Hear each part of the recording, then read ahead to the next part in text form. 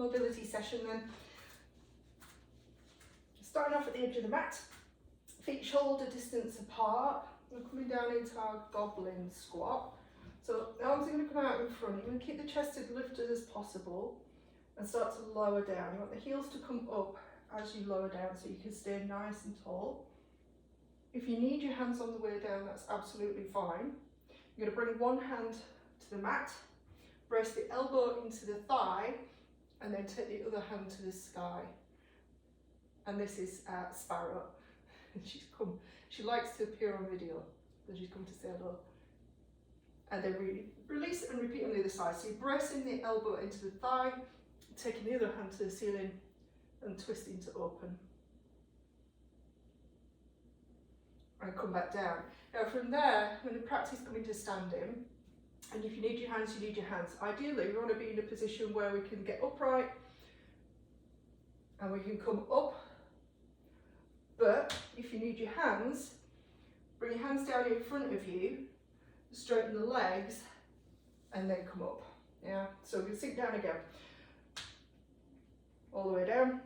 Once here, hand comes down, brace into the thigh, and twist it open. Just be careful of the shoulders. You don't want this hand to be kind of reaching backwards. If you've got any restriction in your shoulder, make sure the movement's coming from your chest twisting and not just the arm kind of getting over busy in the shoulder joint. And then release and repeat on the other side, twist it open. And release, and then coming back up again. So use your hands until you feel like you've got the strength in your legs to come back up. I'm going to do one more time. Sinking back down, bring one hand to the mat, the other arm up, twisting from the rib cage, not just the shoulder, and release, and then same again on the other side, twisting from the rib cage, trying to get your breastbone up to the sky, and then release. And then from there, you know, walk out to all fours. You can have the toes tucked or flat, doesn't matter. You tuck in them, you get a little bit of stretch into the toes and the feet. Fingertips pointing forward to start with, elbows straight, and into our shoulder blade push up. So shoulder blades coming together and apart. Try not to go so far apart that you come into a hump. So you want to stay flat through the shoulder, flat through the upper back. So it's just the shoulder blades moving on the spine. I'm going to change the hand position so the fingertips point out to the side. And from there, just rock side to side. So there's a little bit of a wrist stretch there. And then pause in the middle. I'm going to take that into circles. So you're going to shrug the shoulders and circle them back.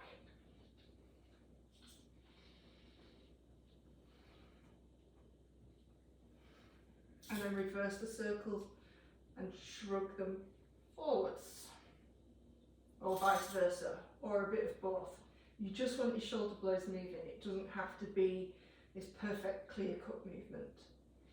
And then we're going to reverse the hands again. So you're going to point the fingertips back towards your thighs on your knees. Told you the cat likes to get involved. She'll bite me in a minute. And then from there, the circles come from your body. So not the pelvis going. We can do that as well. But the circle is going to come, so you shift your body weight forward, then over to the right, then back, over to the left, and forward. I'm taking my body weight in a circle over the wrist to really stretch out the wrist.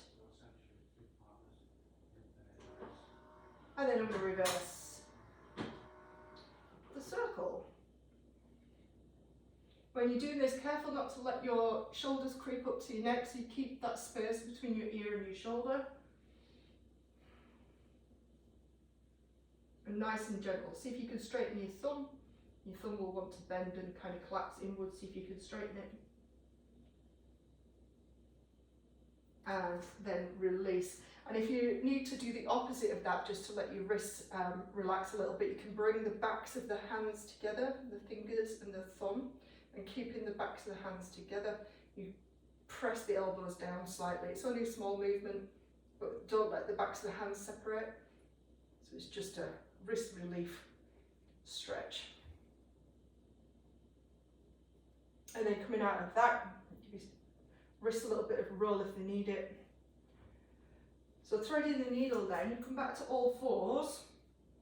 So I'm going to come towards you first. I'm going to take the left hand through. So the left hand's going to slide all the way through, bringing the side of the head and the back of the arm down. And then the opposite hand is going to reach out overhead and walk all the way around. Lost in my jumper.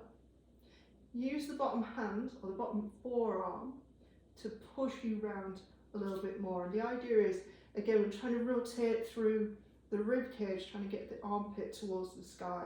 This arm really isn't doing very much apart from kind of, you can straighten it out, great. So you can press down into the floor with this top hand and down into the floor here to create some tension and give you more stretch. And then this top hand comes back in front of your face to push you back out of that position. Plant the other hand, and we go again on the other side. So thread the needle through, side of the head, back of the arm come down. Start to walk the opposite arm overhead. And then open and breathe, armpit to the ceiling.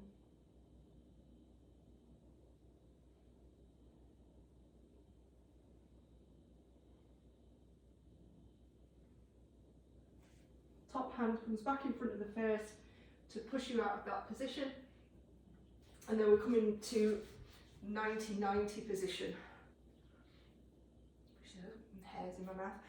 So the way I'm going to measure this is, if you like, yeah, I'm going to come that way. Right. So it doesn't matter for you, I was just trying to make sure I landed on my mat. So 90-90 with the legs, if we can, looks like this. And that back hip, I'm just going to sit into it and then release. So all I'm doing is keeping the legs the same and trying to touch my butt cheek to the floor and then lifting it back up, because you'll find it'll be easier to keep it lifted. So I'm dropping it to the floor and lift it back up. I'm trying to keep my torso upright, so I'm not collapsing into it.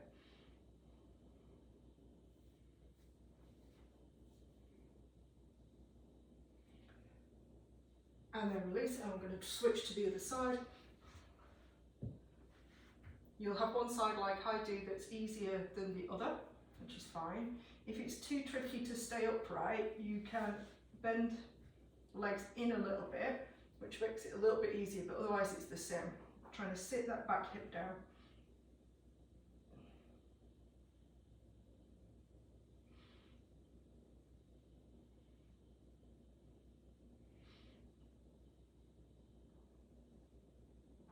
Just mobilising into the hips just a little bit before we go into this next flow.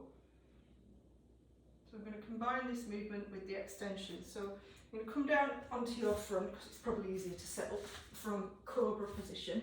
So come down onto your front, take the feet a little bit wider than hip distance. I'm going to do shoulder work first. You can rest your forehead on the mat, no problem. I'm going to keep my head lifted so I can keep talking. But the hands are going to come palms upon the lower back, stacked one on top of the other, and then release your elbows down towards the mat. For some that'll be a stretch in there, for some not so much. You might have one that touches, one that doesn't. And then we're going to lift the elbows up, lift the hands off the lower back. You're going to swing them round, so keeping them lifted as they come round, they're going to turn over, and they're going to finish thumbs to the sky. If you can get them, parallel to each other, that's great. Or it might be more of a Y shape. That's okay too. Just play with the position of the arms to see where you get most movement, and then from there, try to keep the rest of the lower body relaxed. See if you can lift the arms away from the mat. So either parallel to each other, tram lines, or slightly wider, might be easier. And release back down. One more, I'm going to lift. And then from there we're going to swing them back. Palm one on top of the other, see if you can switch sides so the other palm's stacked, and then dropping the elbows to the floor.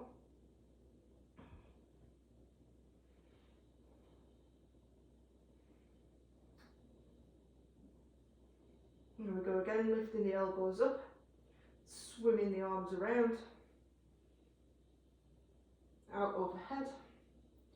You can pop them down there, and then same thing, arms left, and release. And 2 more here this time, lift the arms up, and release, and last one. If it feels like your arms are glued to the floor and they don't want to lift, it's just enough that you send in the signal. So if they won't lift, try not to fling. And if your lower back and your legs are getting involved, don't worry about the lift. Just see if you can send the signal. In other words, see if you can just unweight your arms.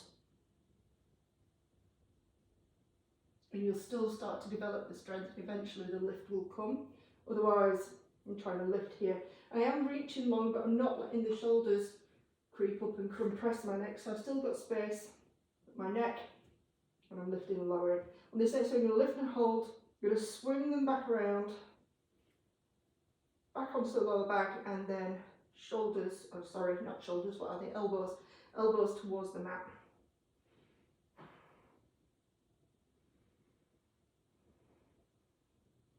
And from there, release the arms. You can rest your forehead on your hands if you wish. We're going to take it to the legs. So the same thing with the legs. You want to make the movement come from the hip and the glutes rather than lower back. So if your legs are completely floppy, there'll be a tendency to fling and allow the lower back to do the work. Yeah. So we want to reach, the toes are reaching, which might give you a feeling of cramp. My calves are engaged, and I'm tensing the front of my thighs as well, lifting my kneecaps. So my legs are very, very engaged. And then I'm reaching them long out of my hip sockets to allow them to lift up. So the work is coming from the glutes, the hamstrings, or just the activity of the legs, rather than allowing the pelvis to tip. So my weight's almost centered on my pubic bone really, and I'm trying to keep it there rather than allowing that to lift off. The lower back stays put, and just practicing that extension of the hip or the thigh bone going behind the pelvis. So reaching the legs long, lift and lower.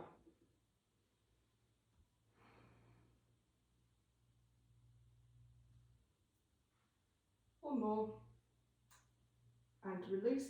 And then however wide the knees need to be for you to bring the soles of your feet together. I'm not going to worry about lifting the thighs here. What I just want you to do is press the soles of the feet together. And maybe that's 25% of your hardest effort. And nothing else is changing, you're just pressing the soles of the feet together, and then you're going to straighten the legs out long. And obviously they'll be wide because your knees have been wide.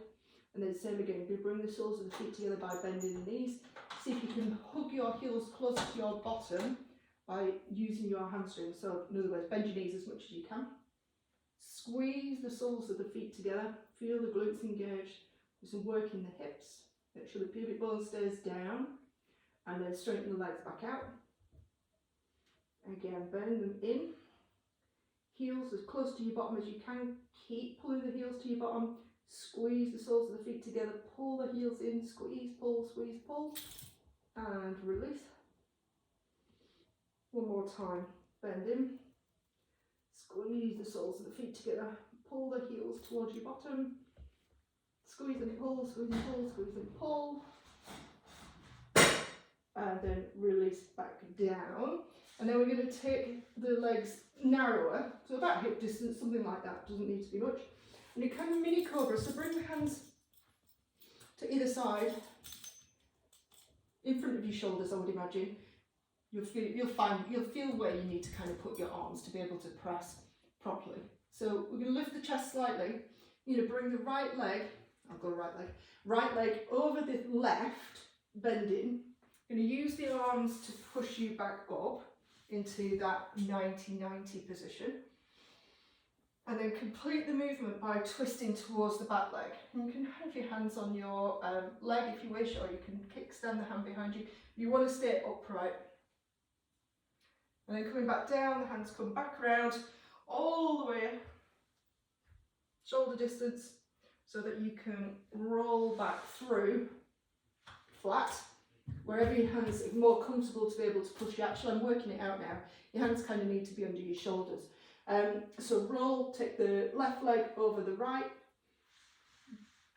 bend the right leg as you come up, so you come into your 90-90, sit into that back hip and rotate. Twist back through, bring the hands down, back into the middle. Same again, so you're using your arms to push your body up, so it's a sneaky push up in there as well. Finish with the twist. And when you come out of it, you want to bring your hands, so that the back hand, if you like, that's reaching, gives you a stretch down into this hip flexor on the back. So I'm twisting my pelvis away, trying to reach and bring my hand down. So I've got my hands planted before I then allow the pelvis to come and the leg to come. I'll try and explain that better on the other side. So left leg comes over right, I come into my 90-90 position, I release the floor and I come into a twist. I undo the twist and I've got the right hand is dead easy to come down there, but then as you reach the left hand to come down to the mat, you'll find that there's this more, you get the rotation essentially. So find that rotation first, the legs staying where they are, and then at the very last minute allow that back leg to lift. Switching sides, 90-90, or thereabouts, twist, reach for the mat first, and then over you come. And again on the other side, up into 90-90, twist, untwist, reach for the mat, and coming back down into centre. And then from there, you can come back up. I'm going to create our shin box. So one shin creating the horizontal, one shin creating the vertical.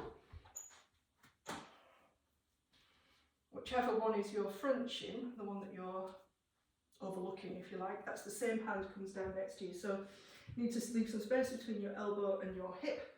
And we're going to take our circle. So the arm comes out in front of you, leading with the thumb. I'm going to take the arm to 12 o'clock, if you like, overhead. So maybe the upper arm floats past the ear.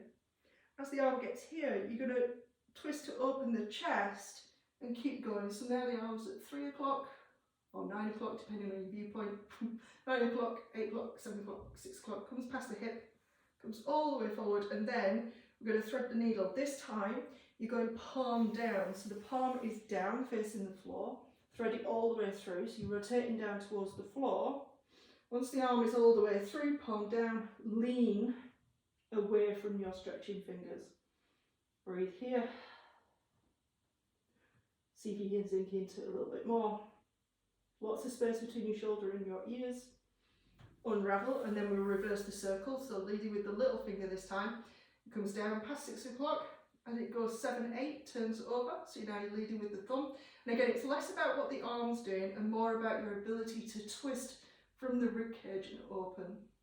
Down comes all the way over, passes the ear, and back to where it started from, and then thread the needle, lean away, palm down. And you can hold here 3, 4, 5 breaths, however long kind of makes sense.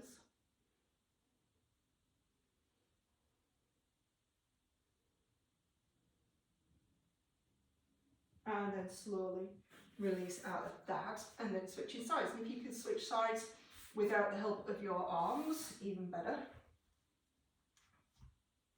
Once you're here, create the kickstand on the other side. And out in front, leading with the thumb. We go round, past the ear. As you pass the ear, allow the chest to open towards the ceiling. One side's always easier than the other.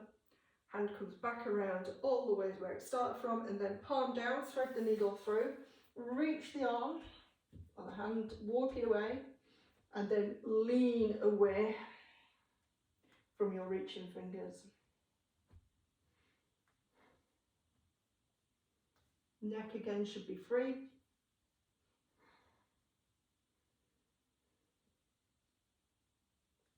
And release out of that, and then reverse the circle, leading with the little finger. This comes past the hip. As it passes the hip and goes round, it's going to turn over, so you're leading with the thumb. Open the chest to the ceiling. Gaze can follow the hand, and then it's going to come past the ear, palm down, and we're going to thread the needle through.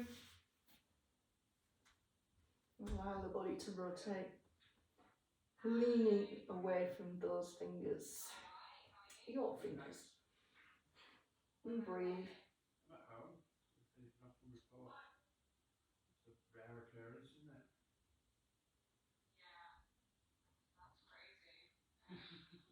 And then slowly release out of that. Well done. Good. All right, so what we're finishing with, oh yeah, the straddle mobilisations. Okay, so come into a straddle position, legs nice and wide. We're going to take that into 90-90. So remember, we're coming back to this position. So you bend your knees, so slide the heels in, however much to start with, and then allow one leg to turn outwards, one leg to turn inwards. And of course, you know, we know this pelvis is going to want to come with us. This side of the pelvis is going to want to come. You kind of want to sit back into it, staying upright. So when you switch, the legs start to come up, and as they come up, you slide the heels away so you come back to your straddle position first. Bend and shift to the other side. Lift the knees, straighten the legs. Bend the knees, whichever side, and still sitting down into this back hip. Sitting down into it but not collapsing my body. Back out to straddle, bend and switch sides. Now I'm kind of clasping my hands, just you don't need to do anything special with the hands. If you find this particularly kind of uncomfortable, you can use the hands as kickstands behind you, which help you stay upright so that you can move a little bit more freely. If you find you can stay up and you don't need your hands, that's even better. And some days you might, some days you might not. That's okay. We're just working from side to side.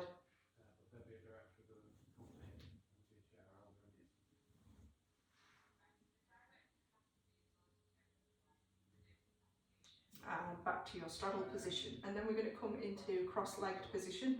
So you're going to lean back slightly, however much you need to be able to lift your legs up. So they've bent again a little bit, they don't need to be straight.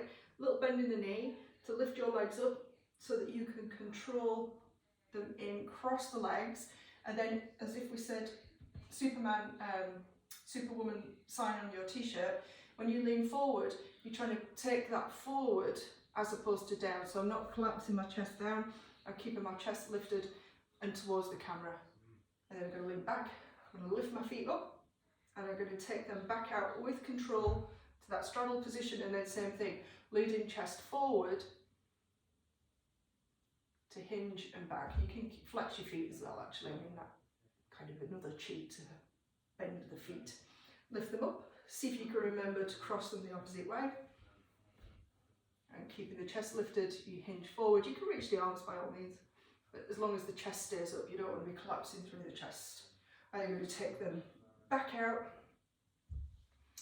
slight hinge, and then into your cobbler. So bringing the soles of the feet together, and it's that being able to physically pull your heels close to your bottom and then lift your body up straight and then press your knees down, all without your hands. Hard work. Yeah, it's a lot harder than, you know, using the arms and passively stretching.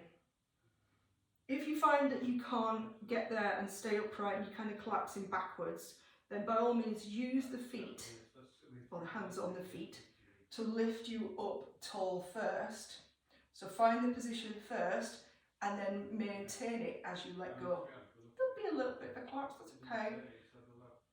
It is where it is to start with. And then lean back and take the legs wide. One last lean forward.